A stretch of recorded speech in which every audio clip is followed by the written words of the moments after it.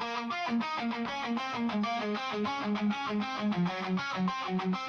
head of the Genji clan, Minamoto no Yoshitomo, was killed by the Taira clan, and his wife Tokiwa was captured along with their 3 children, Amawaka, Turaka, Ushiwaka, and brought before Taira no Kiyomoto.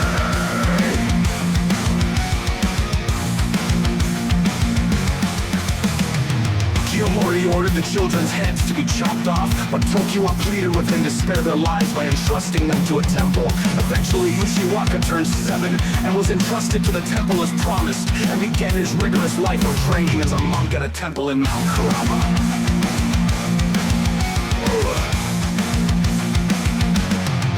One day, while Ushiwakamaru was studying alone, an unfamiliar monk called out Ushiwaka's name. The man introduced himself as Kamata Masachika, revealed that Ushiwaka was the Sashika, revealed that Ushiwaka was the son of Minamoto no Yoshitomo, and told him to aim for the restoration of the Genji clan.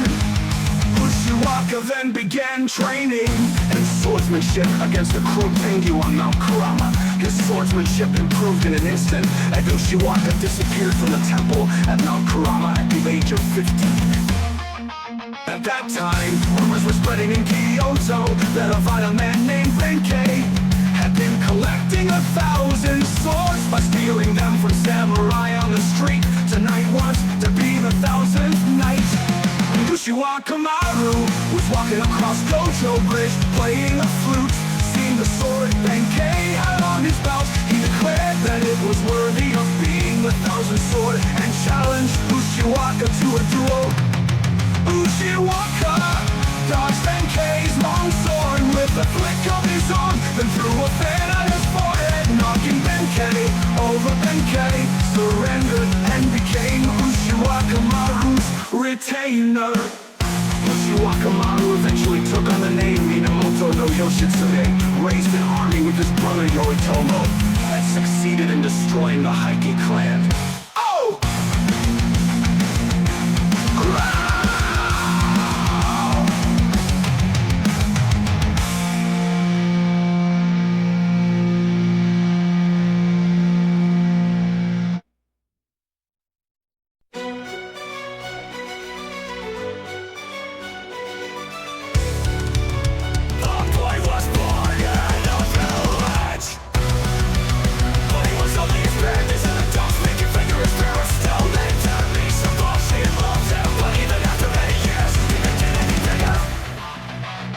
One day, Ikkyu-san said he wanted to go to Kyoto to become a samurai.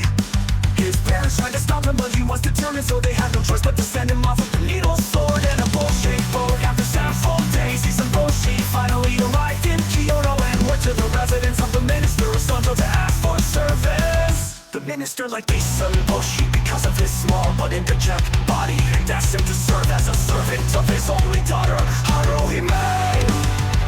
One day, several years later, a red demon that had been causing a commotion in the capital appeared and tried to kidnap Haruhi on her way back from visiting Kiyomizu-dera temple. All the other subjects were scared or ran away. Ikkyu-san stood in front of the demon and tried to protect Haruhi. However, he was quickly caught by the demon and eaten.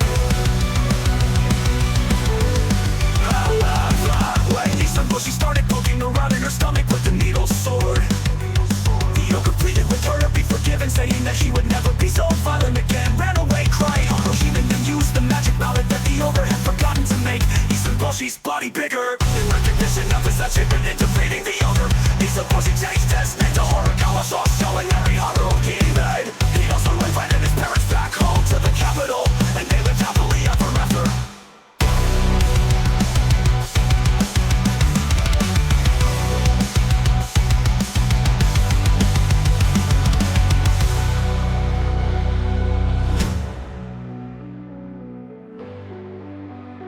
One day, several years later, a red demon that had been causing a commotion in the capital appeared and tried to kidnap Haruhi on her way back from visiting Kiyomizu-dera temple. All the other subjects were scared or ran away.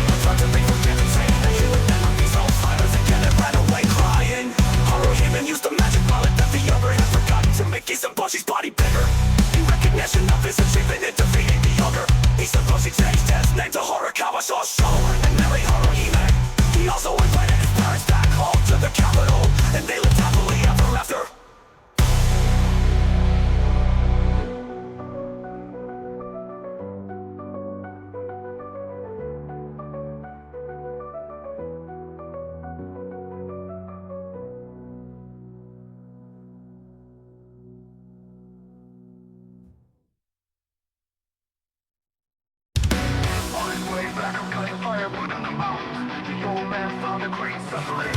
On a strap, no hunter strap, they were swamped and removed the trap. That night, you girl came to him saying that she had gotten lost on a journey. The old man and woman took the troubled girl into their house and fled her one for each. The girl said that she had nowhere to go, so they decided that she would come and live with them. Then she came to live with the old man and woman.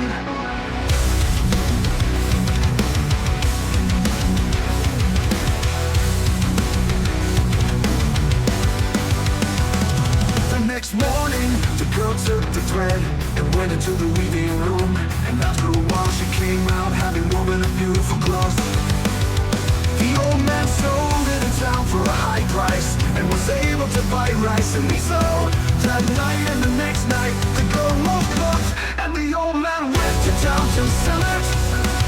The girl begged him not to look at her while she was weaving, but as she grew thinner and thinner each day, the old man and woman became worried. Finally looked at her while she was weaving. They saw a crane that apart its feathers from its body and wove them into the cloth. When the girl noticed that, she came to repay for saving her life. Then said goodbye and flew off into the sky.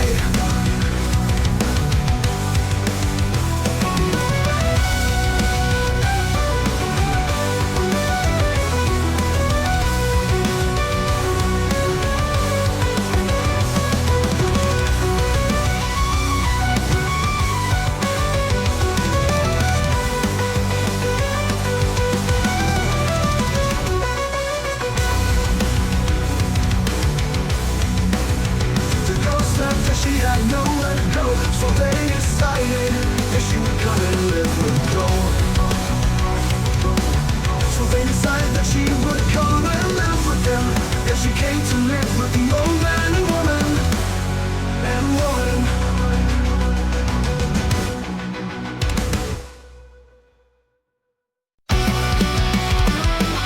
A fisherman named Urashima Taro with his own brother. One day, he saw some children pecking at a baby turtle on the beach, so he rescued it and let it go out to sea. A few years later, while Taro was fishing in the sea, a big turtle came and took him to the dragon palace in the sea. As a thank you for the turtle's help, in the dragon palace he was welcomed by the beautiful Princess Odoline and was treated to fish, dances, and wonderful food and spent happy days. However, after a few days, Taro began to worry about his mother, whom he had left behind in the village, and he gradually became depressed. Princess Odoline sensing this, sent Taro all saying go back to the village, and if you are in trouble, open this treasure box. When Taro returned to the village on the turtle's back, he found that not only his house, but the village had completely changed, and not a single person he knew was left. While Taro was spending his time in the dragon palace, decades had passed on land puzzles. Taro remembered the treasure box that Princess Odoline had given him. When he opened the lid, a cloud of white smoke came out, and Taro instantly transformed into an old man with a white beard.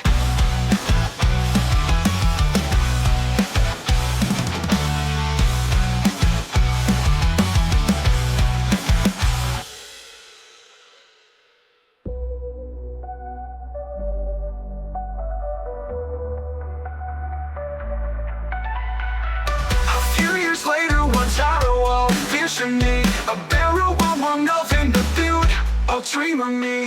How I could love her as I got the view to be, a barrel of one nothing to build, a dream of me.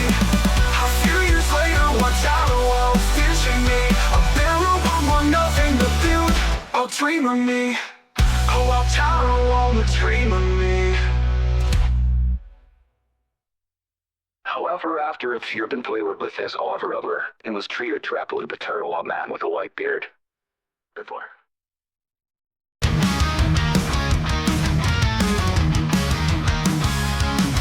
There was a beautiful princess in Katano Kawachi province.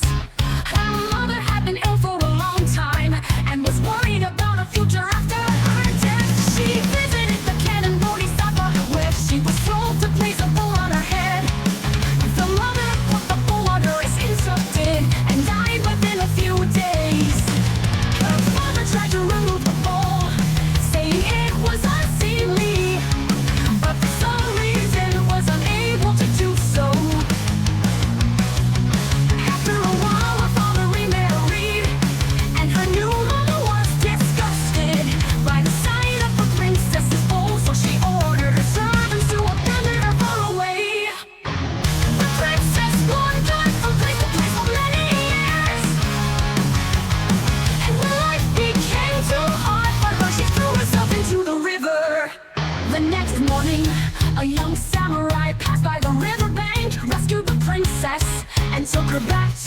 mansion.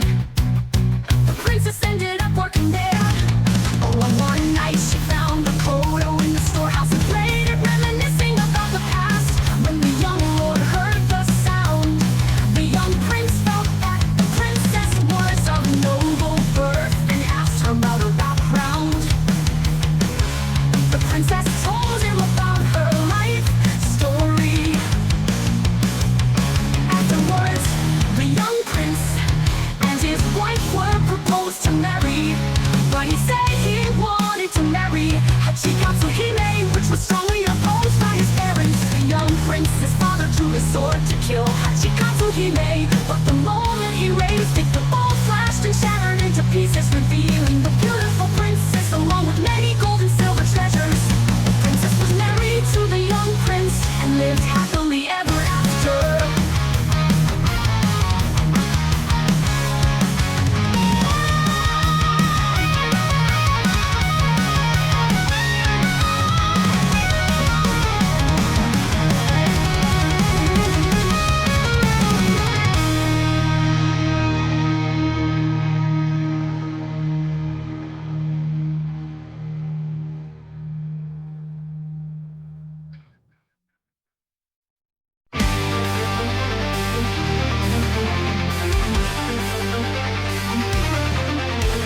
Once upon a time, deep in the mountains, there was a place where there was a decree. Anyone over 60 years old, even if they were parents, must be abandoned in the mountains. In this village, there was a house where a son and his aged mother lived. Finally, when the mother turned 60, the son tearfully carried his mother on his back and climbed up the mountain where the elderly are abandoned.姥捨て山. While being carried on his back, the mother broke tree branches along the way to make signposts so that her son would not get lost on the way home. After dropping his mother off deep in the mountains, the son started to walk back the way he came, but he could not bring himself to leave his mother behind. So he quickly turned around, put his mother on his back, and ran back home.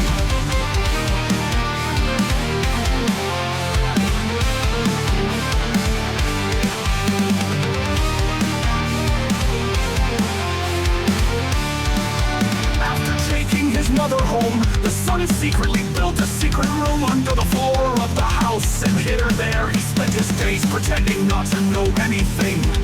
But one day a neighboring country threw a difficult challenge at them, saying, "We've a rope out of ashes or we will attack you." In his dilemma, the Lord sent out an edict throughout the country, asking for any clever ideas. After hearing this, the mother came up with a great idea to soak a tightly woven rope in salt water, and when it dries, burn it. The son made an ash rope as instructed and took it to the Lord. The Lord was delighted that his son had been saved and gave him a lot of rewards.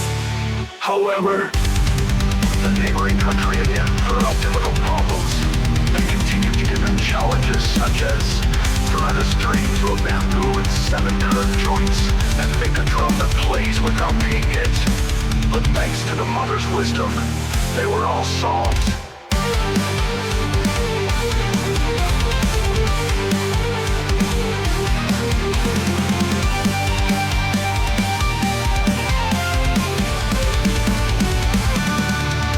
When the Lord learned that this idea came from his mother, who was over 60 years old, he stopped abandoning the elderly.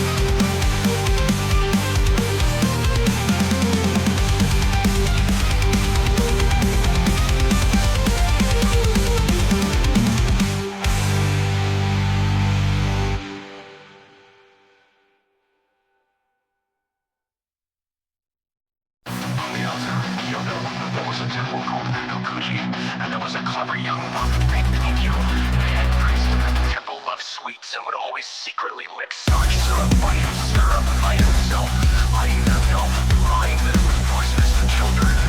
One day, after the head priest went out, everyone licked up all the starch syrup. When the head priest returned, Ikkyu said, I broke my precious inkstone, so I made poison to kill myself, but I still can't die. To the head priest's astonishment. Another day, an attempt to scare away a man in Taihei who came to the temple to play Go. The temple put up a sign saying, people wearing animal skins are not allowed to enter the temple, because Taihei always wore a fur Shanshenko.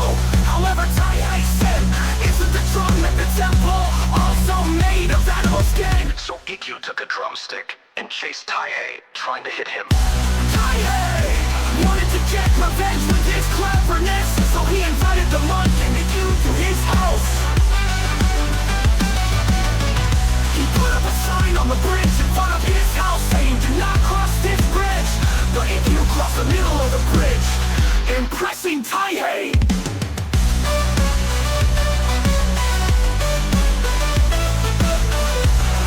Eventually, Ikkyu's cleverness reached the ears of the shogun, who summoned him to the castle, where he asked him to tie up a tiger on a folding screen that would jump out at night and cause trouble. Ikkyu then said, please chase the tiger out of the painting, so I can tie it up. The shogun asked, do you think you can chase a tiger out of a painting? To which Ikkyu replied, do you think you can tie up a tiger that is painted on a painting? Impressing the shogun. After that, Ikkyu became a great monk known as Zen Master Ikkyu.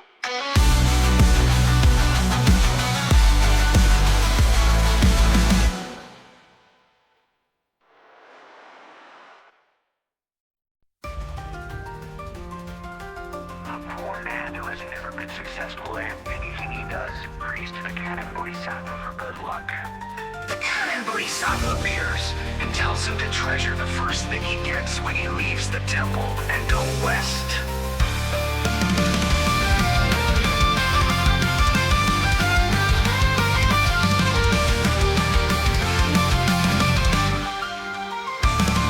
As soon as the man leaves the temple, he falls and gets a straw. As he walks west with the straw of life flies towards him, so he ties it up with the straw and keeps walking. He sees a crying baby, so he gives it to her, which he has attached to the straw. The mother then gives him a mandrake and orange as thanks. When he rests under a tree and tries to eat a mandrake orange, he finds a rich young lady who is in pain and wants water. When he gives her the mandrake orange, she gives him a roll of fine silk in return. As the man is walking along in high spirits, she offers first to trade his luggage for his fallen horse, and he is forced to take the dying horse. The kind man tries his best to look after it, and thanks to his efforts, it recovers.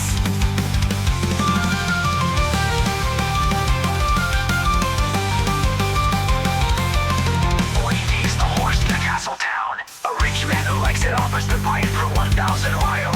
The man faints from shock at the amount of money he received, and is taken care of by the rich man's daughter, who turns out to be the girl to whom he had previously given the mandarin oranges. The rich man asks the man to marry his daughter, and through a single straw, the man becomes a wealthy man known throughout the surrounding area.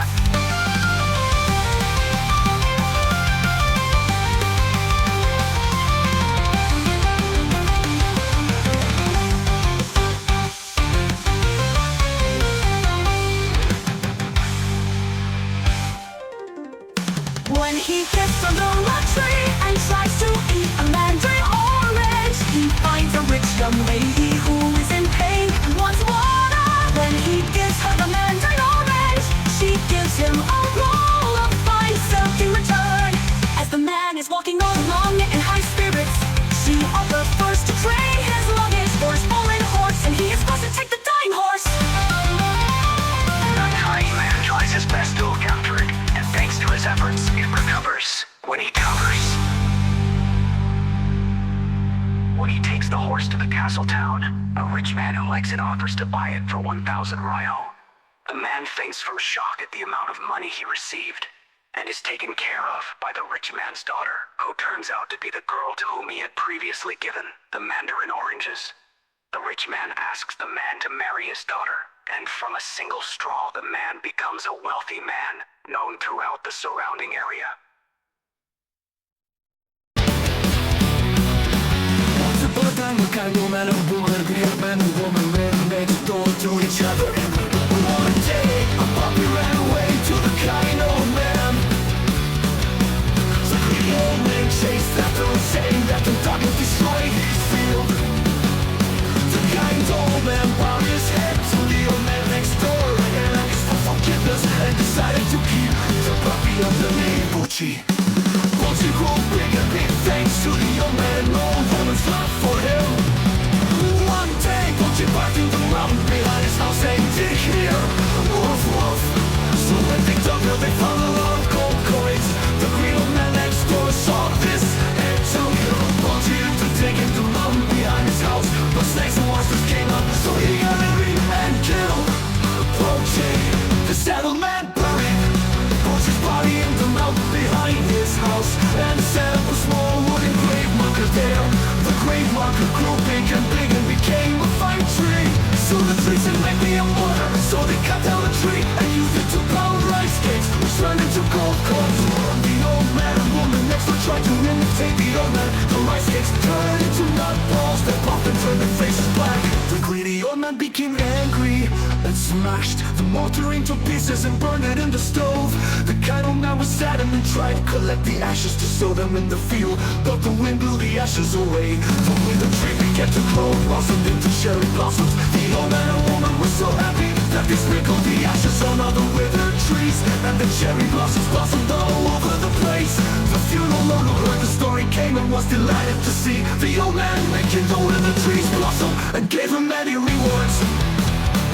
The old man next door tried to imitate the old man and sprinkled the ashes on the withered trees, but the ashes fell on the feudal lord's head, and the angry feudal lord threw him in jail.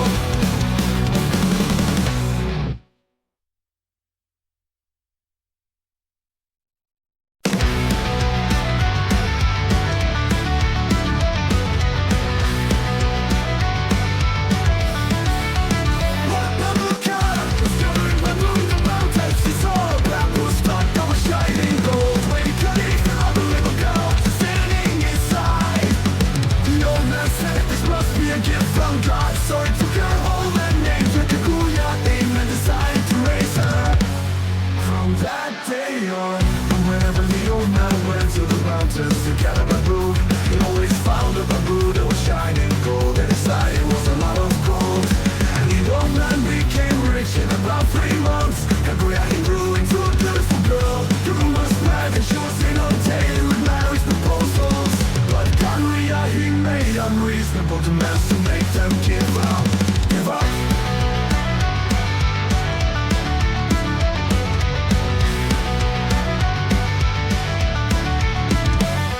As the full moon approached, Kaguya told her old man that she was from the capital of the moon. That on the 15th night of August, a messenger would come to pick her up. The old man tried to protect Kaguya by hiring many samurai on the 15th night. However, when the messenger from the moon arrived, the samurai were completely unable to move. Princess Kaguya had the bag of life to the old man, said her farewell, and returned to the lunar capital with the moon's messenger. The old man threw the elixir of life that Princess Kaguya had given him into the fire, saying, "There's no point in living a long life without you."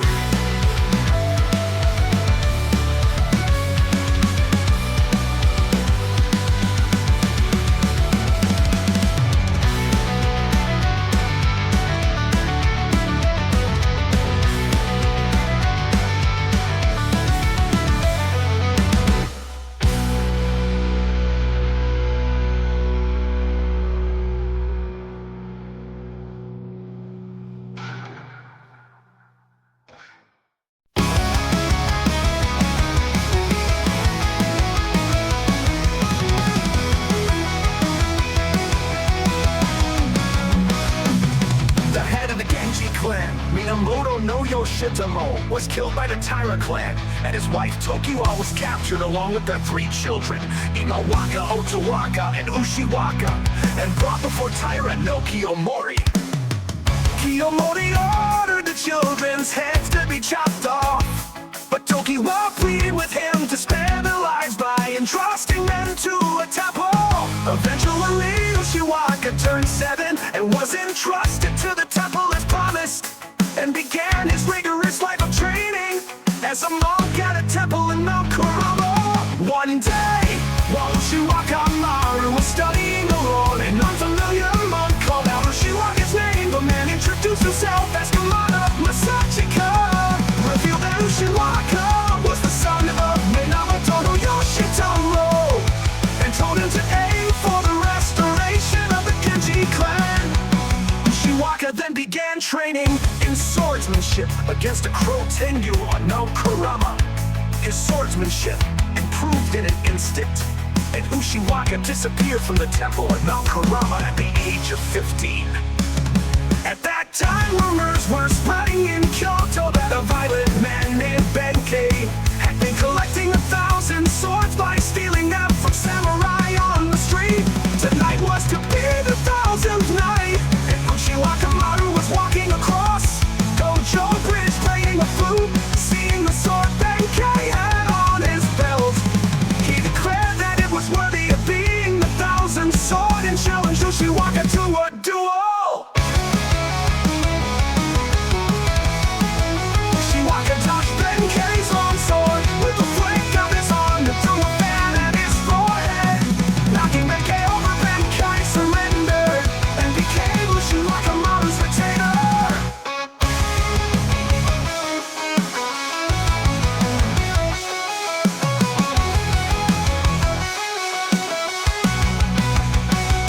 Ushiwakamaru eventually took on the name Minamoto no Yoshitsune, raised an army with his brother Yoritomo, and succeeded in destroying the Heike clan. A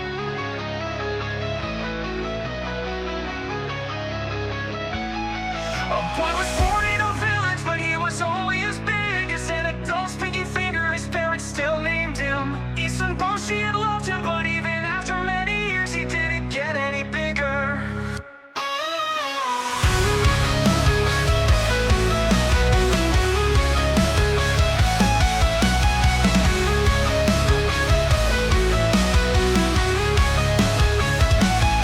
One day, Isun Boshi said he wanted to go to Kyoto to become a samurai. His parents tried to stop him, but he was determined, so they had no choice but to send him off with a needle sword in a bowl-shaped boat. After several days, Isun Boshi finally arrived in Kyoto and went to the residence of the minister Sanjo to ask for service. The minister liked Isun Boshi because of his small but energetic body and asked him to serve as a servant of his only daughter, Haruhime. One day, several years later, a red demon that had been causing a commotion in the capital appeared and tried to kidnap Haruhime on her way back from visiting Kiyomizu Deer Temple. While the other servants were scared and ran away, Isun Boshi stood in front of the demon and tried to protect Haruhime. However, he was quickly caught by the demon and eaten. However, when Isun Boshi started poking around in her stomach with the needle sword, the ogre pleaded with her to be forgiven, saying that he would never be so violent again, and ran away crying. Haruhime then used the magic mallet that the ogre had forgotten to make Isun Boshi's body bigger. In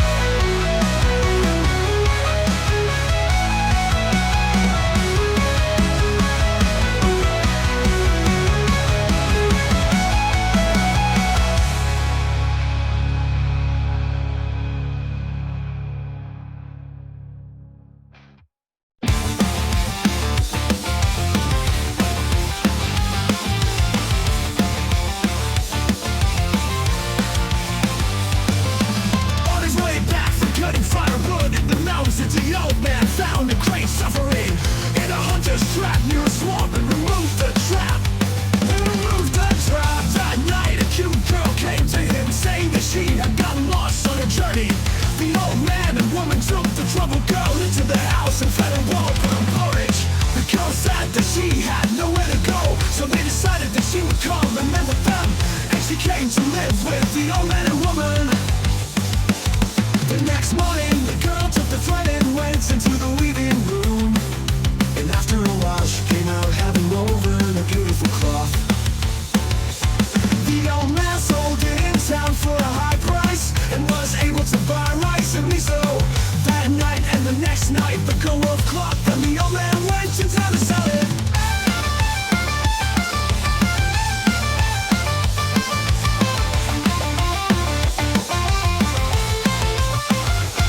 The girl begged them not to look at her while she was weaving, but as she grew thinner and thinner each day, the old man and woman became worried and finally looked at her while she was weaving. There they saw a crane that had plucked his feathers from his body and woven them into the cloth.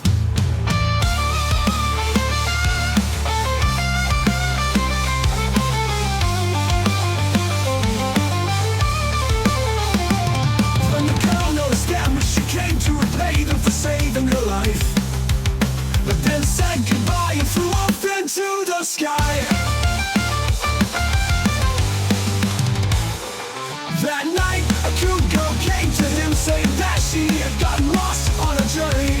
The old man and woman took the troubled girl into the house and fed her warm porridge. The girl said that she had nowhere to go, so they decided that she would come and live with them. And she came to live with the old man and woman.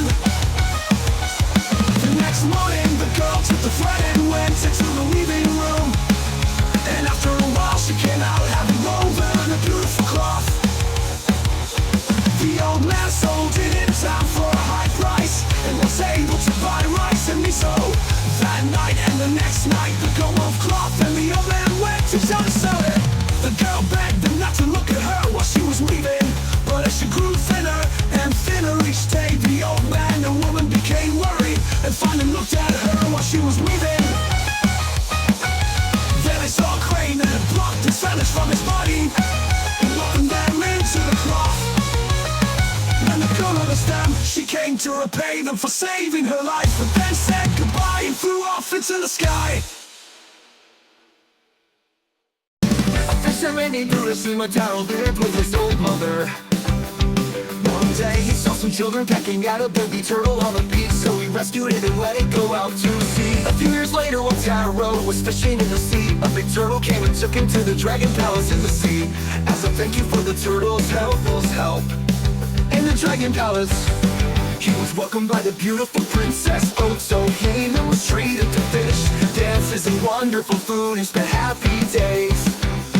However, after a few days, Taro began to worry about his mother, whom he had left behind in the village, and he gradually became depressed. Princess Urashima, sensing this, sent Taro off saying, go back to the village, and if you are in trouble, open this treasure box. When Taro returned to the village on the turtle's back, he found that not only his house but village had completely changed, and not a single person he knew was left. While Taro was spending his time in the dragon palace, decades had passed on land puzzled. Taro remembered the treasure box that Princess Urashima had given him. When he opened the lid, a cloud of white smoke came out, and Taro instantly transformed into an old man with a white beard.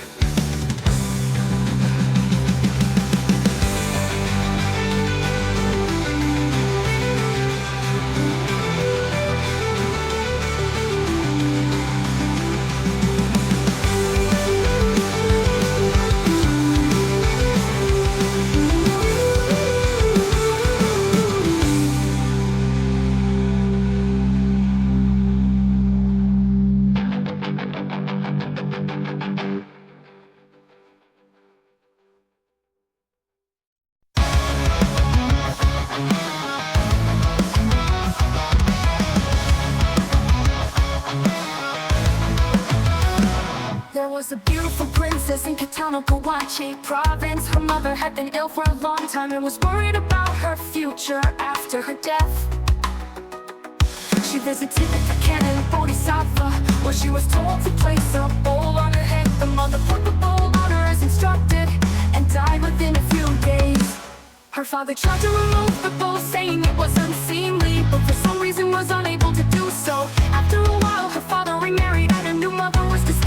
by the sight of the princess's bones, so she ordered her servants to abandon her far away. The princess wandered from place to place for many years, and when life became too hard for her, she threw herself into the river. The next morning, a young samurai passed by the riverbank, rescued the princess, and took her back to his mansion. The princess ended up working there, but one night she found the corner in the storehouse and played it, reminiscing about the past. When the young lord heard the sound, the young prince felt that the princess was of noble birth and asked her about her background. The princess told him about her life story. Afterwards, the young prince and his wife were proposed to marry, but he said he wanted to marry Hachikatsu Hime, which was strongly opposed by his parents. The young prince's father drew a sword to kill Hachikatsu Hime, but the moment he raised it, all flashed and shattered into pieces, revealing the beautiful princess along with many gold and silver treasures. The princess was married to the young prince and lived happily ever after. The next morning, a young samurai passed by the riverbank, rescued the princess, and took her back to his mansion. The princess ended up working there, but one night she found the corner in the storehouse and played it, reminiscing about the past. When the young lord heard the sound, the next morning, a young samurai passed by the riverbank, rescued the princess, and took her back to his mansion. And took her back to his mansion. The princess ended up working there, but one night she found the corner in the storehouse and played it, reminiscing about the past.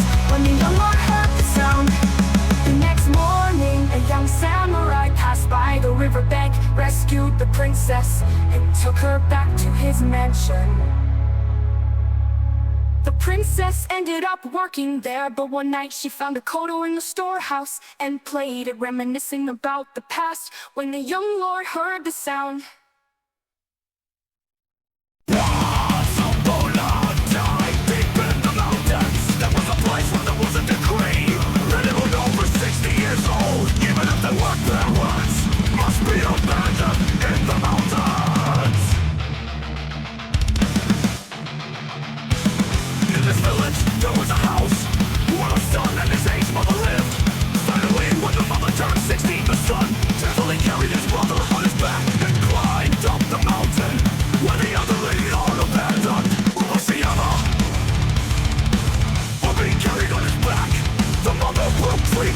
along the way to make signposts so that her son would not get lost on the way home. After dropping his mother deep in the mountains, the son started to walk back on the way he came, but he could not bring himself to leave his mother behind. So he quickly turned around, put his mother on his back, and ran back home. After taking his mother home, the son secretly built a secret room under the floor of the house and hid her there. He spent his days pretending not to know anything. But one day, a neighboring country threw a difficult challenge at them, saying, "Wave a rope out of ashes or we will attack you." In his dilemma, the Lord sent down an edict throughout the country, asking for any clever ideas. After hearing this, the mother came up with a great idea to soak a tightly woven rope in salt water, and when it dries, burn it. The son made an ashroom as instructed and took it to the Lord. The Lord was delighted that his son had been saved and gave him a lot of rewards. However, the neighboring country again threw out difficult problems. They continued to give him challenges, such as thread a string through a bamboo with 7 curved joints and make a drum that plays without being hit. But thanks to the mother's wisdom, they were all solved. When the Lord learned that this idea came from his mother, who was over 60 years old, he stopped abandoning the elderly.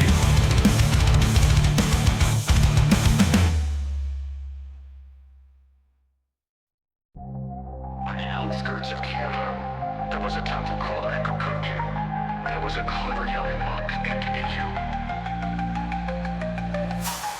the head priest of the temple loved sweets and would always secretly lick starch syrup by himself, lying that it was poisonous to children. One day after the head priest went out, everyone licked up all the starch syrup. When the head priest returned, Ikkyu said, I broke my precious inkstone, so I ate poison to kill myself, but I still can't die. To the head priest's astonishment, another day in an attempt to scare away a man named Taihei who came to the temple to play go. The temple put up a sign saying people wearing animal skins are not allowed to enter the temple because Taihei always wore a fur chachenko. However, Taihei said, isn't the drum at the temple also made of animal skin? So Ikkyu took a drumstick and chased Taihei, trying to hit him. Taihei wanted to get revenge with his cleverness, so he invited the monk and Ikkyu to his house. He put up a sign on the bridge in front of his house saying, do not cross this bridge, but Ikkyu crossed the middle of the bridge impressing Taihei.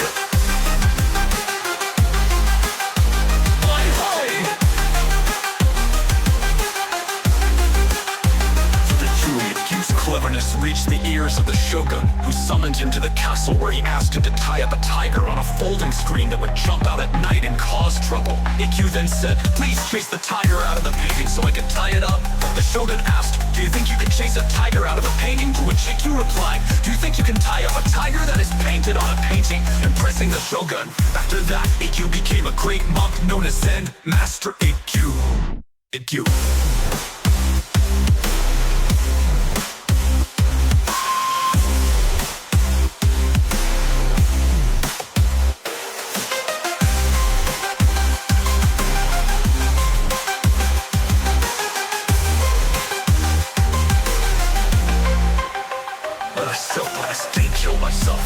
But I still can't die.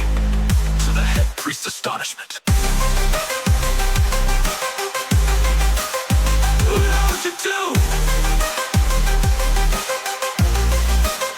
What'd you do? Another day in an attempt to scare away a man named Taihei, who came to the temple to play go. The temple put up a sign saying people wearing animal skins are not allowed to enter the temple because Taihei always wore a fur chachenko. However, Taihei said, isn't the drum at the temple also made of animal skin? So Ikkyu took a drumstick and chased Taihei, trying to hit him. Taihei wanted to get revenge for his colleagues, so he invited the monk and Ikkyu to his house. He put up a sign on the bridge in front of his house saying, do not cross this bridge, but Ikkyu crossed the middle of the bridge, impressing Taihei.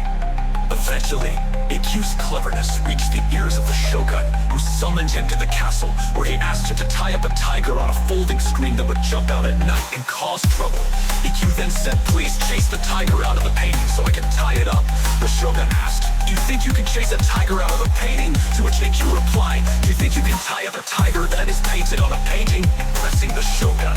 After that, Ikkyu became a great monk known as Zen Master Ikkyu.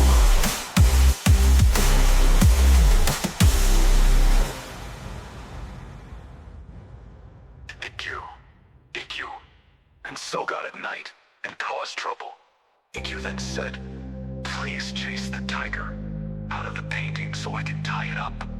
The shogun asked, do you think you can chase a tiger out of a painting? To which Ikkyu replied, do you think you can tie up a tiger that is painted on a painting? Impressing the shogun. After that, Ikkyu became a great monk known as Zen Master.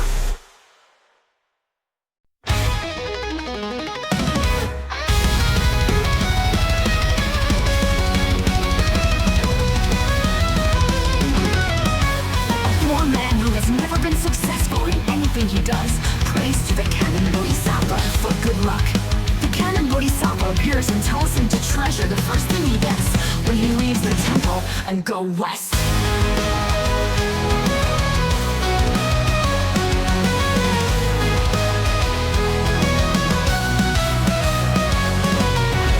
As soon as the man leaves the temple, he falls and gets a straw. As he walks west with the straw, a fly flies towards him. So he ties it up with the straw and keeps walking. He sees a crying baby, so he gives it to her, which he has attached to the straw. The mother gives him a mandarin orange as thanks.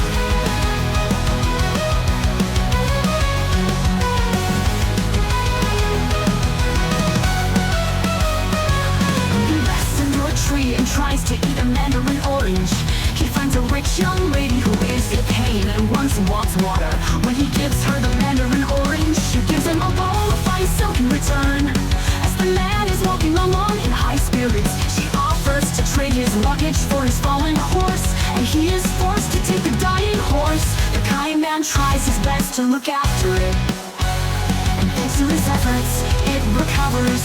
When he takes the horse to the castle town, a rich man who likes it offers to buy it for 1,000 wire. The man faints from shock at the amount of money he received, and is taken care of by the rich man's daughter, who turns out to be the girl to whom he had previously given the mandarin oranges. The rich man asks the man to marry his daughter, and from a single straw the man becomes a wealthy man, known throughout the surrounding area.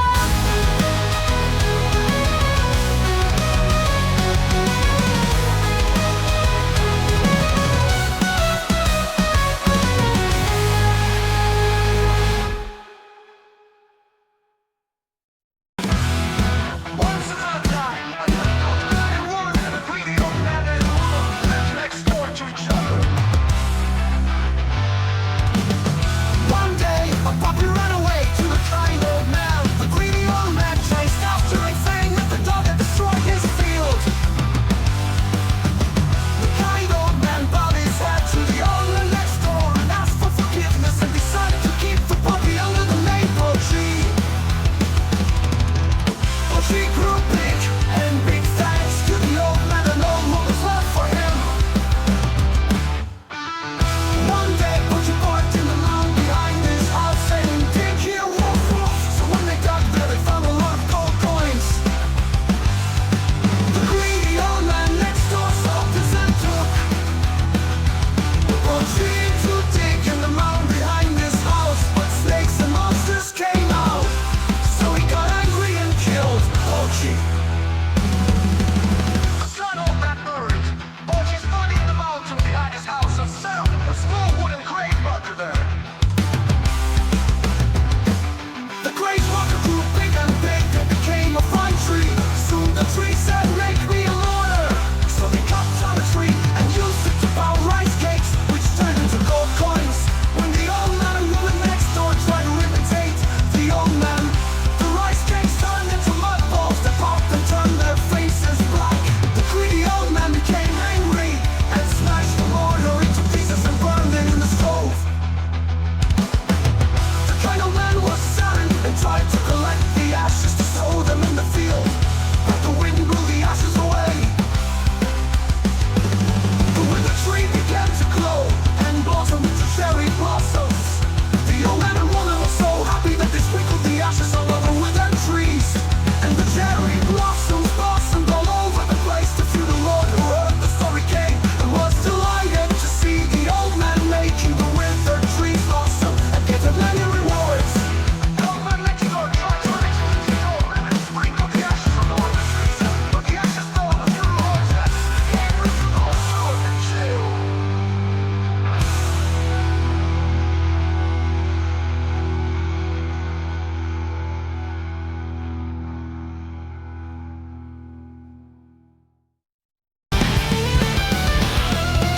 While the nimble cattle was scattering bamboo in the mountains, he saw a bamboo stalk have a shining gold. When he cut it, he found a little girl sitting inside. The old man said, "This must be a gift from God," so he took her home and named her Kaguya Hime, and decided to raise her. From that day on, whenever the old man went to the mountains to gather bamboo, he always found a bamboo that was shining gold, and inside was a lot of gold.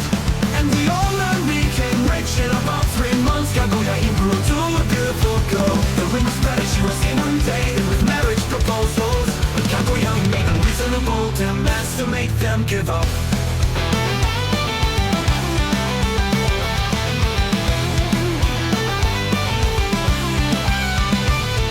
As the full moon approached, Kaguya Hime's older old man that she was from the capital of the moon and glass. On the 15th night of August, a messenger would come to pick her up. The old man tried to protect Kaguya Hime by hiring many samurai on the 15th night. However, when the messenger from the moon arrived, the samurai were completely unable to move. Princess Kaguya handed the bag of life to the old man, said her farewell, and returned to the lunar capital with the moon's messenger.